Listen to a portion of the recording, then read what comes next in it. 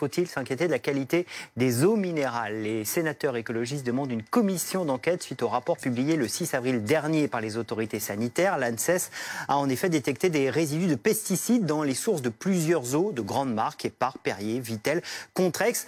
On avait eu cette alerte en milieu de semaine. Eh bien, selon les sénateurs écologistes, le problème serait beaucoup plus important qu'annoncé. Milan Argelas. La note transmise au gouvernement en octobre dernier est accablante. Le rapport évoque, je cite, un niveau de confiance insuffisant pour assurer la qualité sanitaire des produits finis. L'expertise fait état d'une contamination généralisée des sources exploitées par Nestlé sur les sites des Vosges et du Gard. Le rapport pointe la présence parfois élevée de bactéries, de pesticides et de PFAS. Des contaminations d'origine fécale ont aussi été retrouvées. La multinationale se défend. La sécurité alimentaire et la qualité de nos eaux minérales naturelles ont toujours été garanties et restent notre priorité. Nos eaux minérales naturelles peuvent être consommées en toute sécurité et leur composition minérale est conforme à leurs étiquetages. Les conclusions des expertises réalisées par le laboratoire d'hydrologie de Nancy sont sans appel. Le rapport recommande un plan de surveillance renforcé des usines Nestlé. Mais alors, les consommateurs réguliers des eaux Nestlé doivent-ils s'inquiéter pour leur santé ? Au pire, ça sera des troubles digestifs, des douleurs abdominales. Mais ce qui est encore plus important, ce sont les PFAS. Parce que ce sont des substances, on le sait, qui sont éternelles. Donc qui risquent de s'accumuler. Là, on ne connaît pas bien les doses qui pourraient perturber la santé.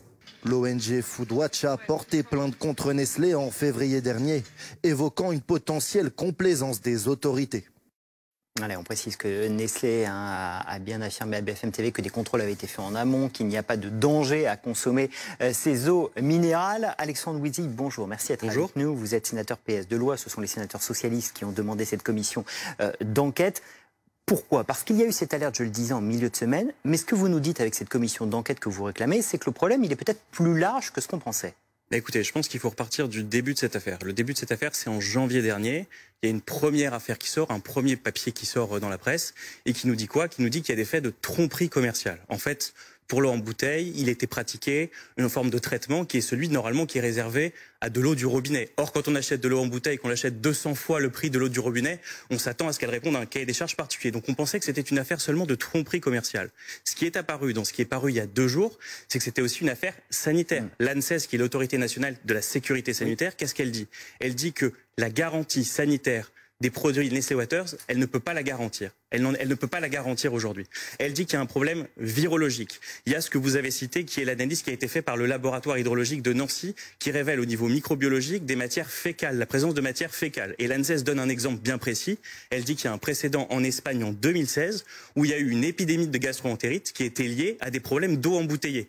Donc il y a un vrai sujet, mais là où vous avez raison, c'est qu'on pose la question de la commission d'enquête aussi, parce qu'on se pose la question de la chaîne administrative et politique, et au premier chef, la chaîne gouvernementale, et de ce qu'a fait au niveau du gouvernement. Je vous donne un exemple pour qu'on soit bien clair. Le 7 février, mes collègues socialistes, mais aussi centristes, ont posé une question à Bruno Le Maire. Ils lui ont demandé où est-ce qu'on en était là-dessus. D'accord? Bruno Le Maire n'a jamais évoqué la question sanitaire. Il a répondu en disant c'est une question pour l'autorité judiciaire, la justice est saisie sur les questions de tromperie, mais il n'a jamais évoqué la question sanitaire. Or, ce qu'on apprend, c'est que depuis novembre 2023, le gouvernement est au courant. Il a été transmis par l'ANSES, le rapport en question. Le gouvernement est au courant. Priscia Thévenot, qui est porte-parole du gouvernement, est venue dans une émission de Grande Écoute dire il n'y a pas de sujet sanitaire, il n'y a qu'un sujet de tromperie commerciale. On s'aperçoit que non. Donc nous, on veut des réponses. On avait demandé la communication du rapport de l'IGAS à la ministre. On lui avait écrit, c'était la première chose qu'on avait demandé.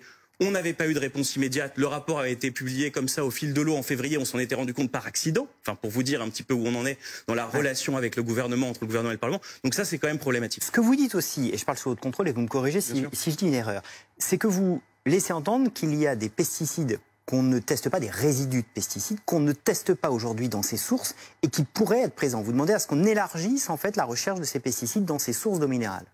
On demande à ce que déjà, pendant des années, les contrôles des ARS ont été inefficaces, puisque pendant des années, il y a eu ce qu'ont accepté de révéler les producteurs de minéral. Pendant des années, on n'a pas eu la réponse et ils ont dit oui, en effet, pendant des années, il y avait des traitements qu'on faisait et qu'on ne faisait pas. Donc sur la question des pesticides, on veut évidemment savoir exactement où on en est. Donc il faut élargir les contrôles sur plus de pesticides.